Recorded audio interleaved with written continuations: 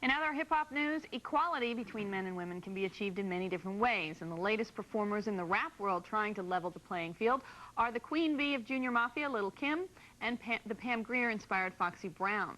Their latest solo albums can either be interpreted as genuine musings on money and sexuality, or just attempts to sell records by explicit exploitation that degrades both artist and listener. You decide. Better grab the seat, grab on it quick as this deep within the upper feet. If one feels sweet, then this will do what you know my nana is all that. That's why I get baguettes, 5 carats, and all that. From Dolce Gabbana to H. Findel, I'm ringing bells. Now who the player? I still keep you in the illest gators. They're as nasty and materialistic as they want to be, and if you thought hardcore rap was over, hold on, it's the ladies' turn. My rhymes and my songs are totally different from the Latifahs and the Yo-Yos and the MC Light.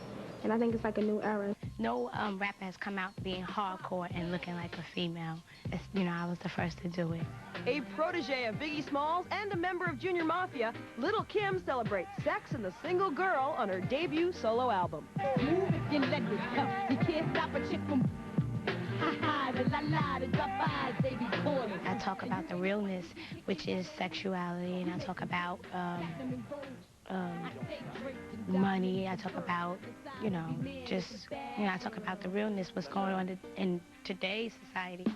Foxy Brown, fresh from collaborations with Jay-Z and LL Cool J, also doesn't mind talking dirty on her debut album, named after her special place.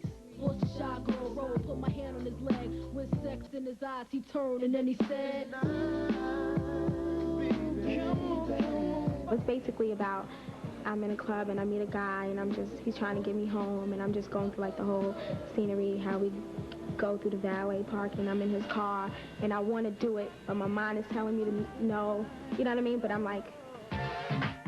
While Foxy Brown and Lil Kim are the first to actually score some hits, albeit with male partners, women rapping raunchy is not a new phenomenon, nor is the debate that rages over whether it's a form of exploitation or empowerment. I mean, doesn't leave much. I wonder what a mom thinks. Men have been doing it for years. There are more men that do it, and finally, there's a woman who comes out, and takes up for these women. And then there's other women who are not happy with me taking up for them. Why? She makes people seem like that's all we're about.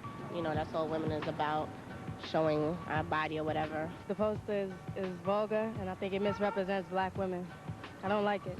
I think as far as being a woman, you have to understand that it's never going to be that way, where you can probably get away with things that a guy can get away with.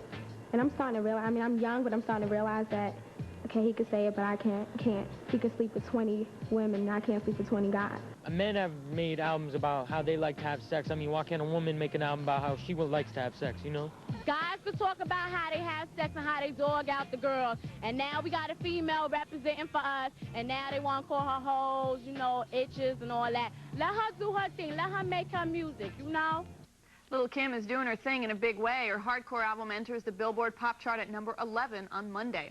In related news, a panel of teenagers at the recent Billboard magazine music video conference in Los Angeles told record industry insiders to start making videos that showed less sex and violence and more positive images of women. One 14-year-old said that if you cut out the sex, violence, and drugs, it would force the artist to be more creative and subtle.